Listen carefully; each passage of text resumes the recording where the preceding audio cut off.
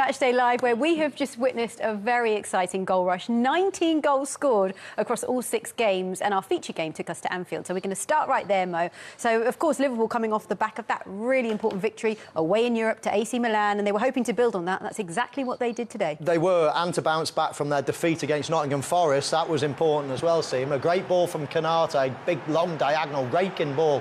Not sure what Kepa in goal for Bournemouth was doing, but what a first touch that was from Luis Diaz.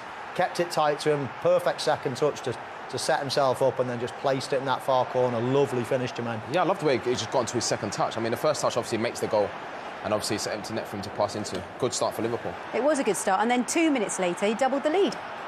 Yeah, and I mean, they almost won the game within about 10 or 11 minutes, didn't they, Liverpool? And Bournemouth were doing OK until then, but Diaz just pulling out here on the back post.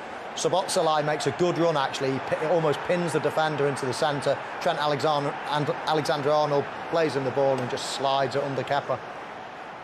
And then for the third goal, it was Darwin Nunez. Now, just how good was this goal? I think it's an amazing link-up from the front three and that. But when he gets into the position here, you think, OK, it's 2v2 in the box, and he's going to try and pick someone out. Didn't anticipate this happening. He comes inside on his weaker foot and just, like, starts wide and just curls it in the top corner. It's an unbelievable goal, but he can do that. You know, he scores goals like that, and, you know, he works hard, runs channels and that, but he deserved that, you know, back in the team and that, and what a finish. Yeah, you mentioned back in the team because, of course, he was back in the team for Jota. We haven't seen Nunez start since April of last season, so how much confidence do you think that goal will have given him? Yeah, it will have given. I think he's a bit of a confidence player. I think he needs to be loved. You know, the fans absolutely love him at Anfield. He's a cult hero in many ways. And he does the unexpected, as we saw with that goal then. He can miss a couple of easy chances, but give him a hard chance and he tends to finish it. So quite a strange type of player from that point of view, but there was no denying that quality of that goal. And Jermaine, just how important do you think this win was for Slot as well, after that defeat, that surprise defeat last weekend to Nottingham Forest? Yeah, it was a surprise for everyone, to be honest. Would have been a surprise for the manager. But it was important for the team to bounce back, of course. Obviously made a couple of changes, but it was important to win like they won, to be honest, convincingly. You know, it was a good performance, not just to win, but the performance in the whole. Like, it was a really good performance. So yeah, overall, impressive Liverpool performance without being at their very best. 5 and 5 for Luis Diaz. He's one of those options up there. And Gakpo had a great game during the week, so that's what you want as a manager, don't you? Gakpo comes in, plays really well. Diaz is champing at the bit. He comes in and scores 2 goals. Yeah, because Jota, you know, has been a little bit off, not himself. Chiesa's come onto the pitch tonight as well. So, listen, the more options you have at the top end of the pitch for Liverpool with their schedule, Champions League during the week, you want to be able to rotate people in and out. And the players who are playing, probably with the exception of Mo Salah, most of them are happy to have a game out, knowing they're going to come back in again. So people need that rest. This season is going to be a marathon for Liverpool. They're going to be right there at the very end. So it's nothing but positive today for Liverpool. I'm sure you enjoyed that defensive effort, even near the end. Konate jumping in with tackles. Van Dijk there. Kenny, I was wondering, watching that, whether Van Dijk is up back to the levels that he was at pre-injury. There was always that concern around that he was never quite going to be the same defender, but certainly that partnership looks rock solid at the moment. Yeah, he's not far off it. You can see probably hasn't got the athleticism, the power in his legs as he did at his very best, but he's like hugely intelligent. His reading the game is exceptional. That's probably even getting better, as it generally does as you get into your 30s as a central defender. So they complement each other very well. Konate, like that real kind of power acceleration. He's having to do a lot of work at the moment down that right-hand side. Liverpool opened themselves up a little bit down that side. So he's almost playing the role of 2 players at the moment, Konate, but Van Dijk alongside him complement each other very well. They brought up that 9-0 that Bournemouth suffered at Anfield a couple of years ago. At one stage, you never got into that sort of territory, but you were very disappointed with what they didn't bring today.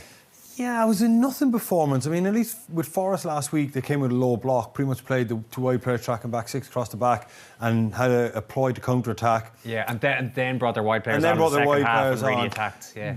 Before the game, Arne Slot said that Bournemouth are a high-pressing team. I hope they do that here. It wasn't really that either.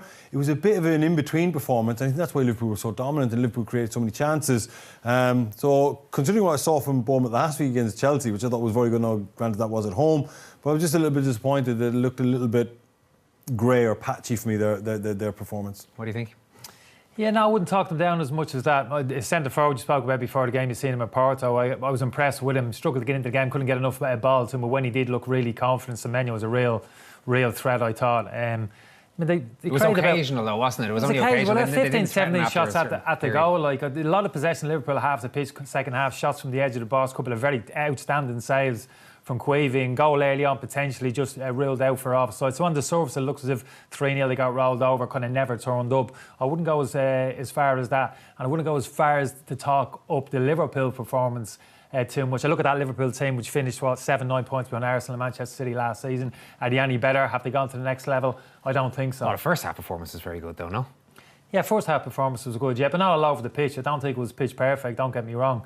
We know the qualities that they have, Liverpool, but the ambition has to be to overtake Arsenal and compete and to actually win a Premiership title. I'm just saying where they are at the moment, as good as we can talk individual performance and generally the performance of the team, I still think they're short when you look at that Arsenal and Manchester City team. I think post-Europe, for a home game on a Saturday, that's probably as rock solid as you get from me. Nothing spectacular, it wasn't 9-0, but they showed up, they were ever so professional, got their 3 goals, to put the handbrake on a little bit in the second half. Arne Slot, Gary Breen mentioned him in commentary there. It looks like he's the part, certainly on the touchline, and he's doing a pretty good job so far. We've got loads to talk about, including an excellent performance in goals by Queevy and Kelleher after these. 4 games out of the 5 in the Premier League so far. Liverpool have won without conceding a goal. It was a blip against Forest last week, but they got back on the horse pretty convincingly today, and it was Luis Diaz really who took the fight to Bournemouth in the first half, Kenny. Yeah, he was right on it from the start. Really enjoyed his performance, really kind of dynamic performance.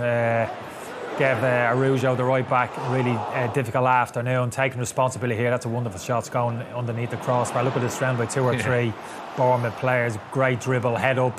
Hasn't got a lot to aim for there. Tries to squeeze it inside the near post. Unlucky. Then movement off the ball. That diagonal run in behind centre half. A lovely cushion first touch. That's not easy. Second touch is even better, and makes it a simple finish after that. That's not easy. Very much aware of his surroundings, where the goalkeeper and other defenders are. Even the finish is pretty good. I think you still have to get past that last defender. Yeah, I wouldn't talk up too much now. I think Come on, Kenny, get excited about this Liverpool performance. Yeah, it's the 2 touches. That first touch is outstanding. Has the confidence, predominantly right foot, as we know, has the confidence just to shift it onto his left foot. And again, that's deliberate, just kind of controlled finish through the legs of the goalkeeper into the back of the net. 5 in 5 for him. Would he be in your front 3? If you're picking, if Liverpool are in a Champions League final tomorrow, 100%. But like even despite say Gakpo, for example, playing so well the other day, Jota around the place. Champions League final tomorrow, he's first name in the team sheet because he's in form. I'm saying there'll be course of the season he'll drop out of form he'll drop. But right now he's red hot and he has to be in it. That internal run that he makes is an absolute nightmare, especially as a centre back. Because as a centre back, when Darwin's up against you, you're focusing on him, and out of the corner of your eye, you see him coming, and you're thinking, do I drop here? And they do it a few times off camera, and you'll drop as a centre-back, and then the ball goes into the centre-forward's feet. It starts causing you a problem, because now all of a sudden, Szoboszlai gets it, Salah gets it, or somebody gets it in the 10, so all of a sudden you think, no, I need to press up here.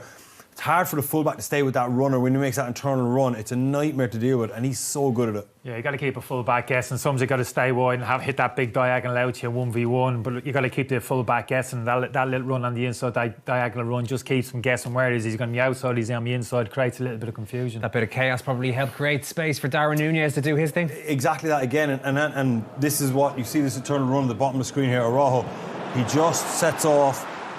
And then he just runs Araujo in underneath it, and then Salah loops round on the far side, causes carnage. Salah's actually wide open, but Darwin Nunez gets his head, but doesn't get his head up, and just finds that far post. If that misses, I think Salah, because it's a straight line pass that needs to be rolled across. He's not even looking there. You can see he's looking down at the ball. I'm going to take. He's made his mind up as soon as he's got hold of that. I'm shooting, and that's fine. That's fine. He's had a look. He's seen him there initially, but he's thought them two don't pass to each other unless they have to. But I wouldn't mind. He gave a pass. He gave a pass to him in the second half, and I was like, well, you might as well have just gone for it after doing that. You never set it forward, and I think there's an understanding that all of them, that's the way it is. And also, as we said, he's kind of a cult figure. He misses some. He gets a bit of stick from maybe non-Liverpool fans. But I think Liverpool fans enjoy watching. I enjoy watching him. He's always fun to watch. I like him. Listen, he misses chances, and he can be a bit clumsy at times with his finishing, and he has missed some sitters for Liverpool. But I tell you what, the only thing you want from a professional footballer is try.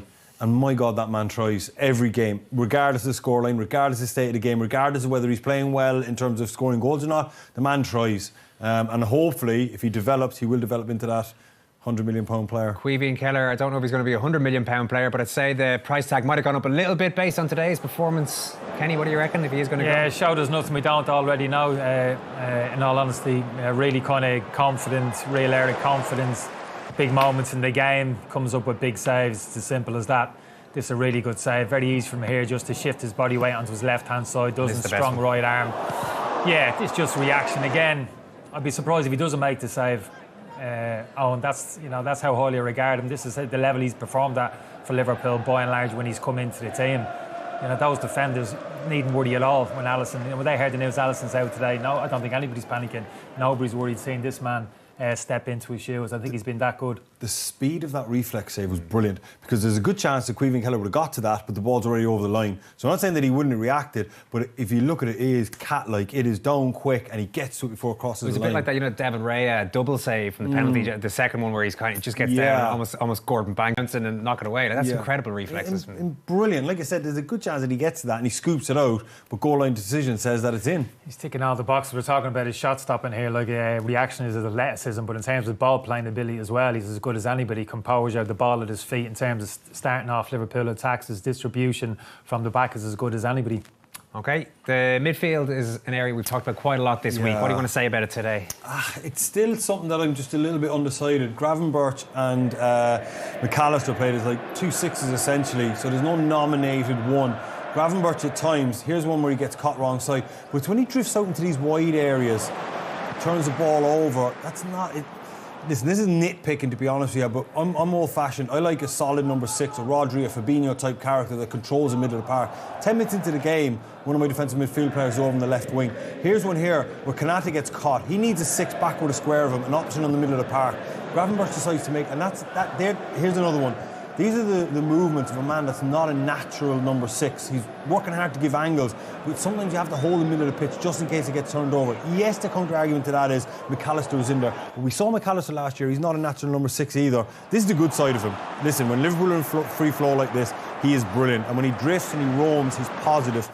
I just think over the long-term future of this season, not having a recognised, designated figure in the middle of the park could potentially be the last piece that Liverpool are missing. At the moment, they seem to be getting away with it.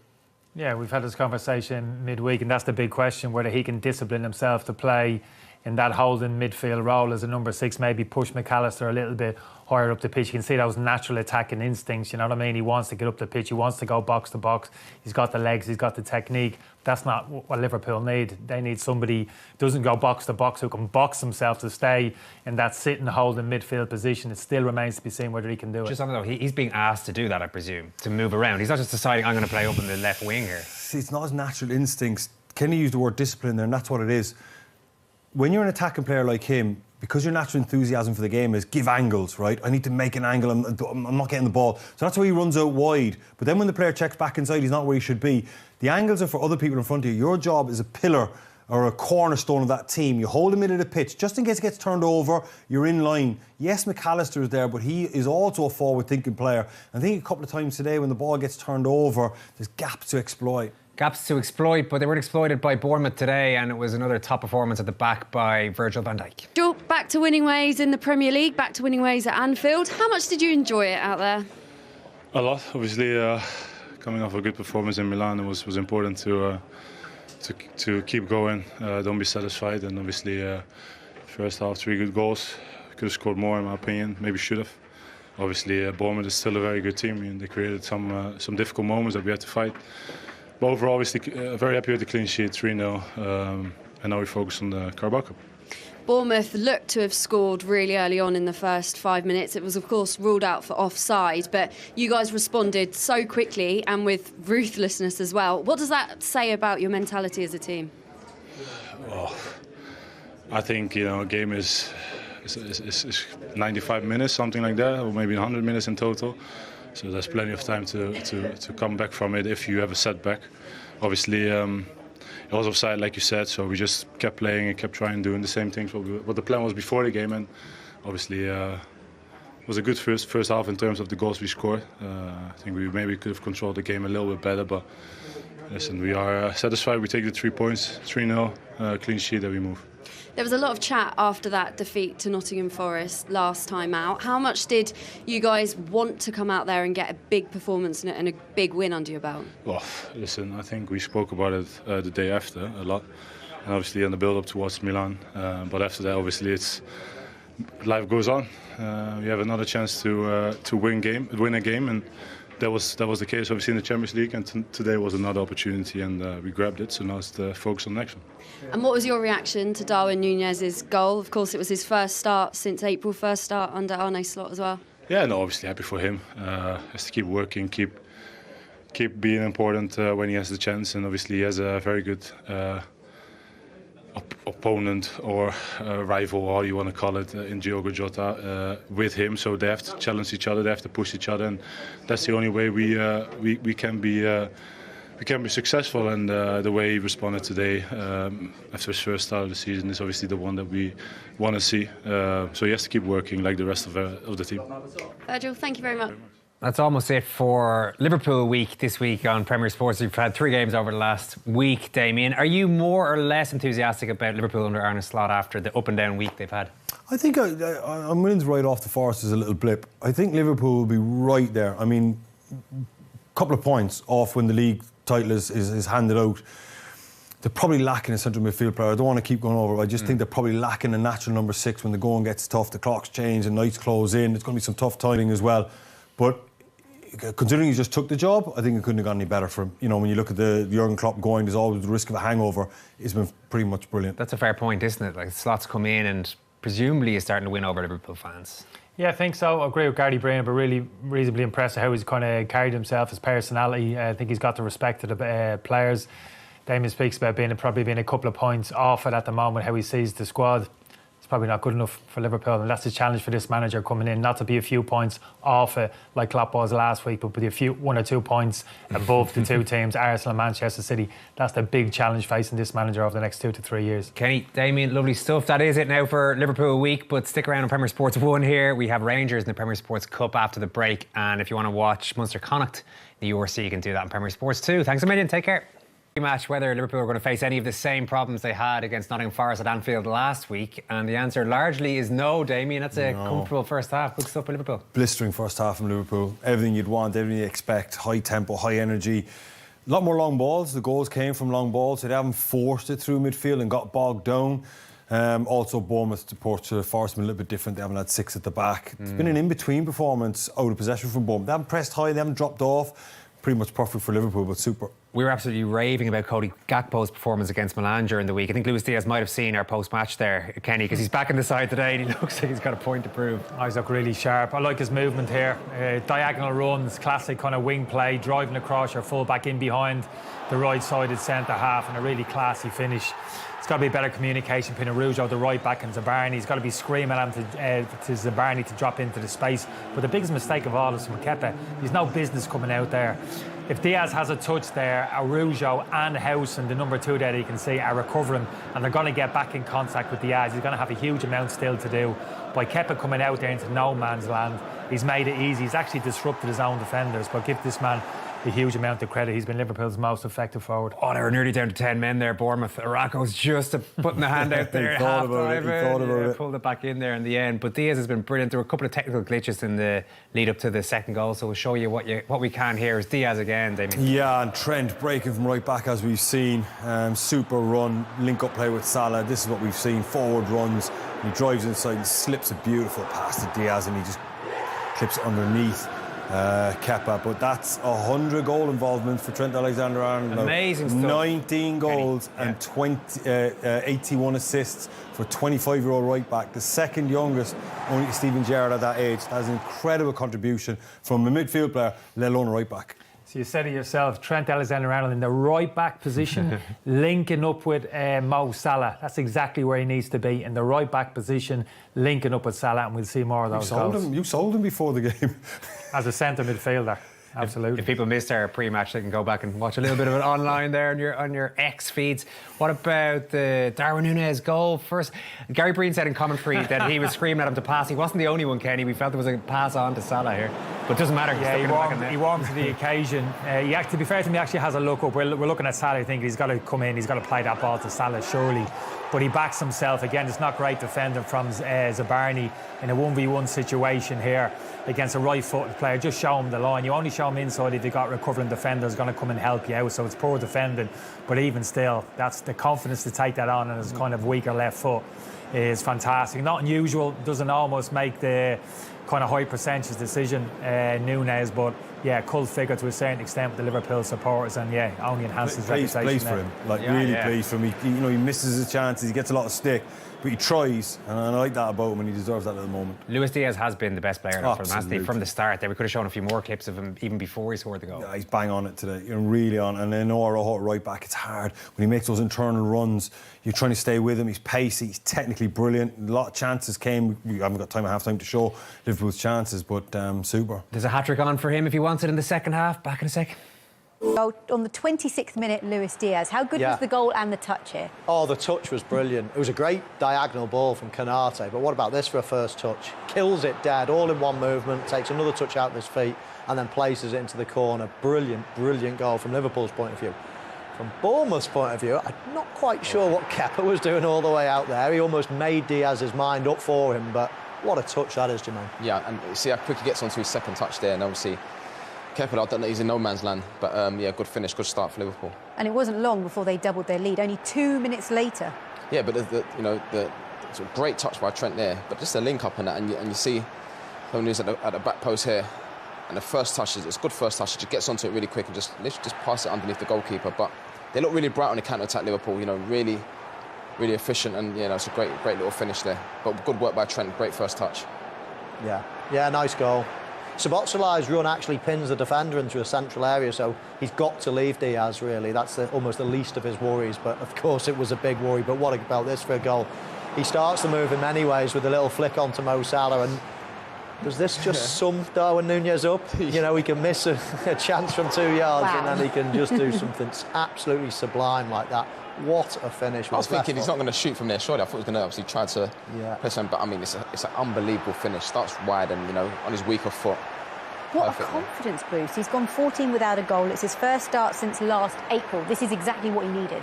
Yeah, exactly, but he's a strange player, isn't he? He can just do things like this. He can just pull a rabbit from a hat and you think, wow, where did that come from? We weren't even expecting him to shoot where we saw 2v2 in the box. It's like, who's he going to find? And all of a sudden he just lets fly and it goes into the corner. He is very, very capable. We just need to see it more often. And he's quite an emotional one, that one is, isn't he? He's been quite vocal and quite animated, and he's been disappointed to have not featured in the starting 11. So to deliver a goal like that must feel very good for him. Of course, I mean, listen, when you've been selected and you're a forward player, you're judged on goals.